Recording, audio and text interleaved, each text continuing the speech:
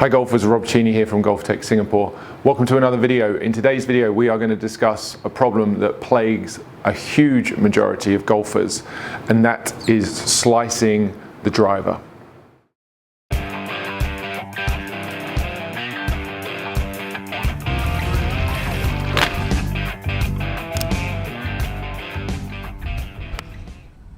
Swing. That was a good swing. So today we are going to discuss the driver, and more specifically how to stop slicing the ball. Slicing the driver is one of the most common faults demonstrated by amateur golfers all over the world. It costs them distance off the tee, certainly costs accuracy, which equals more lost balls, more penalty shots, and ultimately higher scores. So today I'm going to share with you some ideas and a couple of drills that you can do to really help you straighten out the driver, hit the ball straighter and further. So let's begin by discussing the anatomy of a slice and what that looks like. Most of you who slice the ball have probably taken some form of instruction, and if you haven't taken any formal lessons, you've probably watched a few videos on YouTube.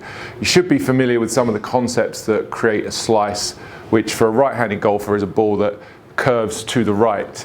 I think it's worth starting by saying that, just clarifying a couple of terms. So oftentimes this will be described as having a swing path that is over the top or out to in.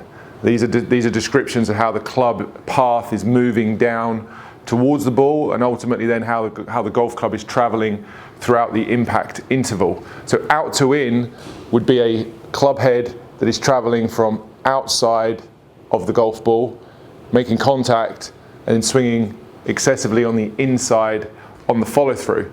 And that's really what we're going to try and discuss today, just to try and help you to reduce that out to in tendency, which is a big part of the reason that you're slicing the ball. And when it comes to this problem, I see a very common mistake made by lots of amateur golfers, that once they get to the top of their backswing, they're inclined to want to turn their body, turn their shoulders and turn their hips too soon, so that by the time they get to the ball, they have their shoulder turn and their hip turn excessively open. And we measure that here at GOLFTEC to understand what is an appropriate amount of turn.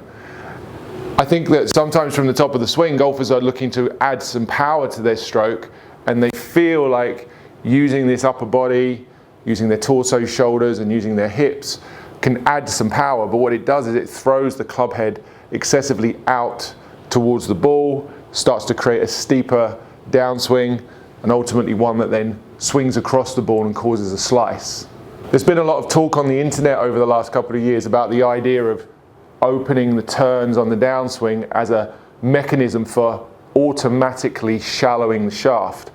It just doesn't work that way. I think if you could try this by yourself, even if you don't have a golf club, if you get up to the top here and all I was to do from this position was just to open my turns, I'm going to begin to move my hand and club path very much out in this steep fashion. So that's not really how it works at all. There are some great players on the PGA Tour that are extremely open with their turns at impact, but that also requires a combination of very specific, very particular arm, elbow and wrist structures on the downswing to make those alignments work. And it's reasonable, I think, to say that the vast majority of amateur golfers are just not going to get into those positions. So let's go ahead and hit one of those, where from the top of my swing I start to open up my turns as much as I can, and let's see what we get.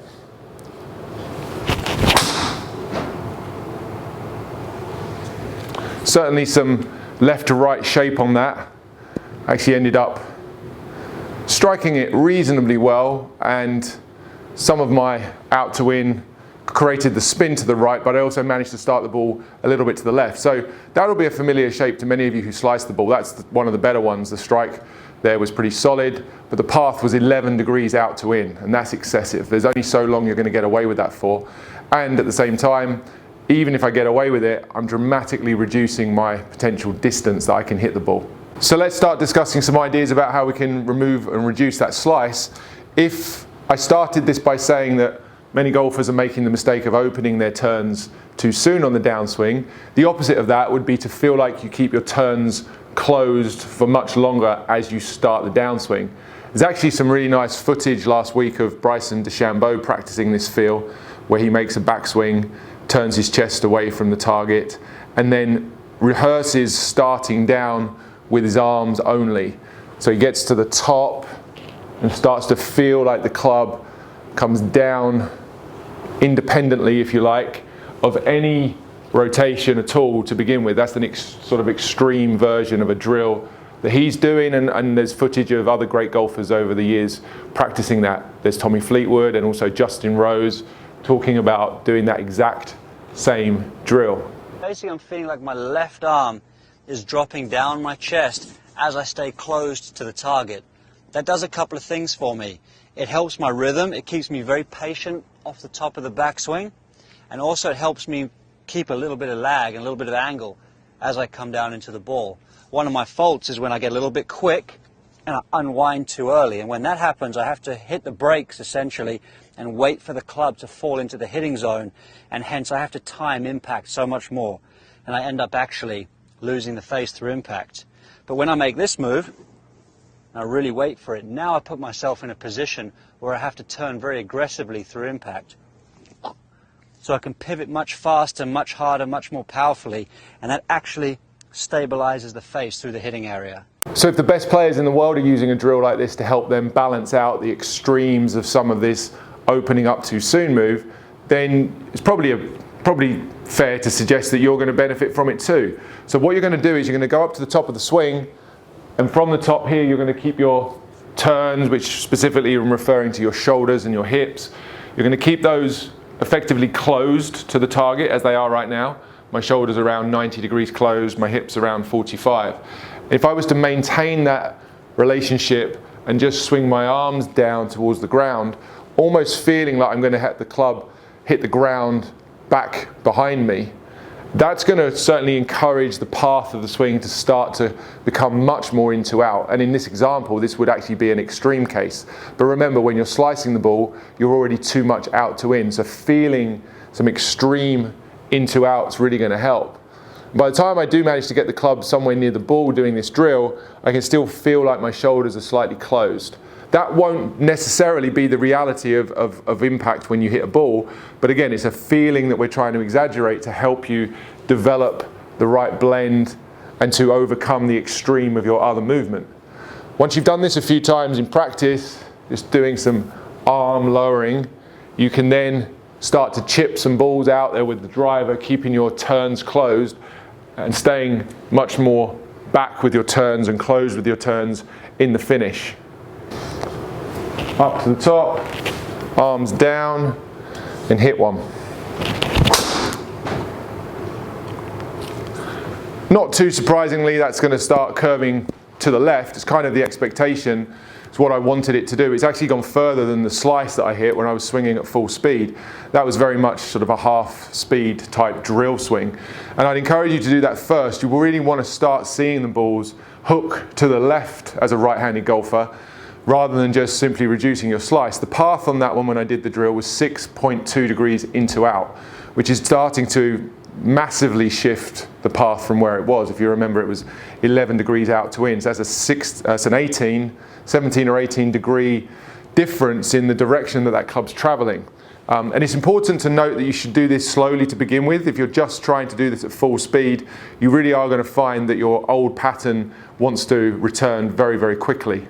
And for those of you who've been paying attention in recent weeks, you already know that if you're not practicing with feedback, you're not really practicing at all, you're just hitting balls. There is a vast, vast difference between those two things.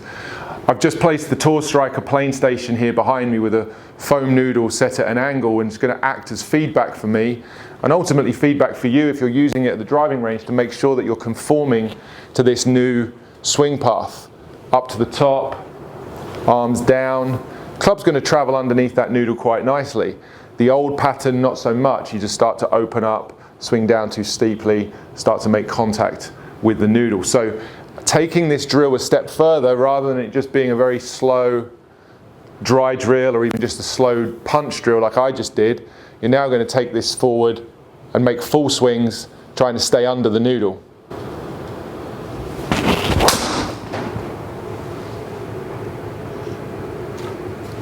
So that was a nice one, very tight little draw there.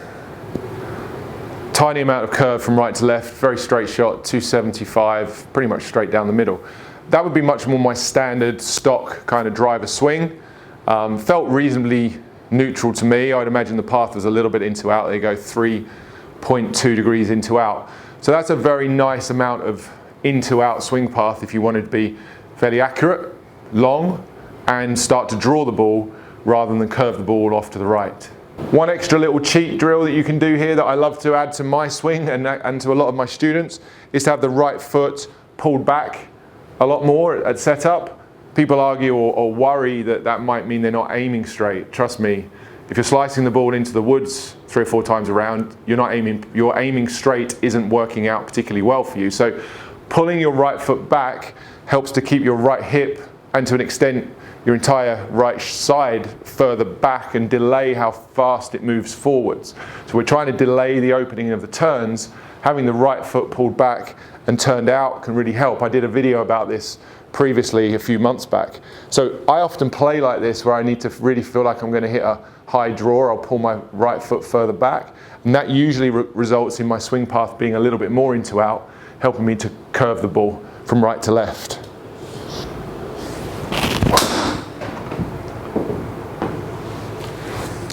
Pretty nice one. Drawing again, going to finish just a tiny little bit to the left of the line.